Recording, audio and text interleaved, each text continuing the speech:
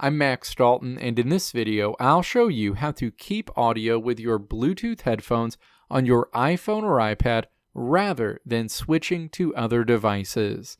Step 1. Open the Settings app on your iPhone or iPad and then tap General in this list of options. Step 2. Tap AirPlay and Continuity. The associated options are displayed. Step 3. Tap to toggle on Keep Audio with Headphones. Going forward, your audio will stay with your connected Bluetooth headphones rather than connecting to other devices like Bluetooth speakers or your car. Let me know if this video helped you out in the comments below. If you liked what you saw here, click the video links on the right side of the screen to check out another video.